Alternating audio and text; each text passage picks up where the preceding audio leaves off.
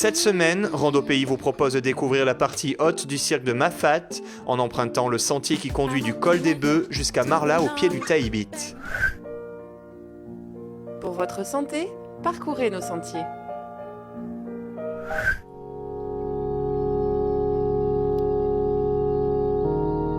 Construite au début des années 90, la route qui mène au col des Bœufs devait être prolongée jusqu'à la Nouvelle pour permettre un accès routier à Mafate.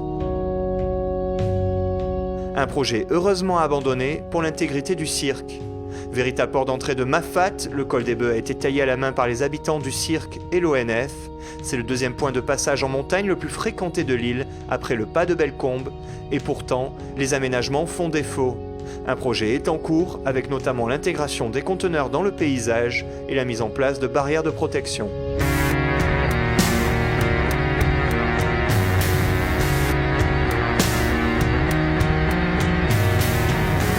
C'est ici aussi la fin d'une montée intimidante pour les moins bons marcheurs. Ça, c'est un truc qu'on ne trouve qu'ici, moi j'ai jamais vu ça ailleurs, où les gens donc utilisent des branches, soit qu'ils ont coupé eux-mêmes, soit qu'ils ont trouvé par terre, et puis après il les dépose là, donc c'est assez étonnant de voir ce tas de bâtons de marche improvisés. Le souci c'est ça, c'est que les gens marchent avec un bâton, c'est pas un problème en soi. Ce qui est gênant, c'est que lorsque ces bâtons ont été confectionnés avec une branche qui a été complètement sauvagement arrachée sur une espèce endémique. C'est un peu dommage d'aller défoncer des branle-verts ou des bois de fleurs jaunes pour faire un bâton de marche. Dans le sens de la descente, pas besoin de bâton, les marches bien taillées permettent de vite s'immerger dans la beauté sauvage de Mafate et parfois d'observer de belles espèces en fleurs comme ce petit tamarin des Hauts. Voilà l'exemple de ce que je te montrais tout à l'heure au col avec les bâtons de marche. Donc là on a l'exemple typique d'un branle-vert, une espèce endémique de la Réunion, qui a été sauvagement massacré pour faire un bâton de marche. Il n'y a aucun doute, c'est pas pour autre chose. Ici par contre nous voyons des découpes qui sont complètement propres et sèches.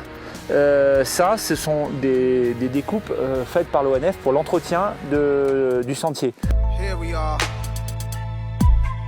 La première clairière de la plaine des Tamarins est un endroit agréable où beaucoup en profitent pour faire une pause.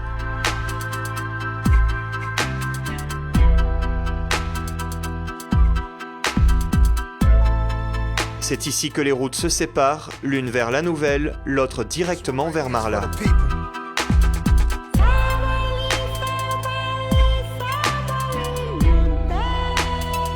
La traversée de la plaine des Tamarins, aux formes torturées par les cyclones, est une véritable plongée dans un autre monde, aux frontières du merveilleux.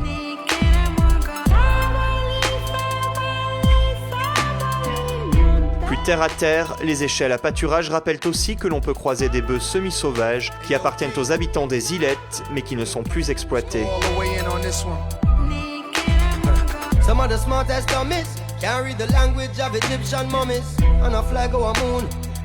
À la sortie de la plaine, commence une courte descente de 300 mètres vers la rivière des Galets. Là, on a l'exemple parfait pour pouvoir expliquer le pourquoi du nom de cet arbre, ce grand tamarin des Hauts, qu'on appelle en nom scientifique le Acacia heterophylla. Heterophylla, ça veut dire que les feuilles sont hétérophiles. Hétérophiles, ça veut dire qu'elles sont différentes au stade juvénile et au stade adulte. Elles ont des toutes petites feuilles au stade juvénile, et ces petites feuilles en fait se transforment en une longue et grande feuille qui vont donner leurs feuilles adultes que l'on connaît si bien sur tous les grands tamarins des Hauts. Et on voit en plus là très bien sur cet exemple, là c'est parfait pour comprendre l'évolution et la transformation de la feuille.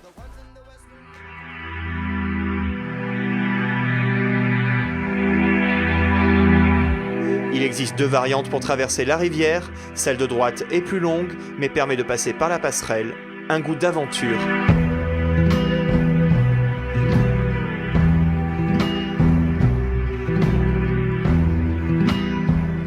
Après la remontée vers Maison-Laclos commence le plateau de Marla, les élevages de cerfs,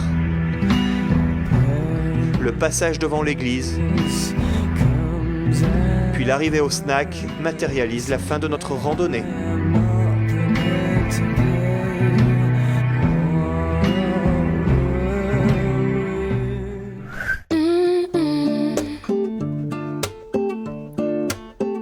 Ce que j'aime sur ce sentier, c'est la facilité d'accès déjà. Ça, c'est quelque chose de très chouette. Et ensuite, c'est surtout la beauté du paysage. La vue sur le Gros Morne, tout le rempart qu'on a autour, avec le Grand Bénard derrière nous, c'est vraiment magnifique. Et puis cette traversée de la plaine des Tamarins, c'est une des plus belles forêts de tamarins de l'île. On a l'impression que cette forêt, elle a une âme, elle a un côté fantomatique qui lui donne un côté esthétique vraiment hors du commun et qu'on ne trouve pas ailleurs. C'est une rando qui est accessible à tout le monde, c'est une rando qui est pas très difficile. Moi je pense que chaque personne qui est capable de marcher sur ses deux jambes, quel que soit son âge, peut descendre à Marla ou à la Nouvelle sans aucun problème. C'est vraiment un sentier doux, qui n'est pas très long et qui vaut le coup.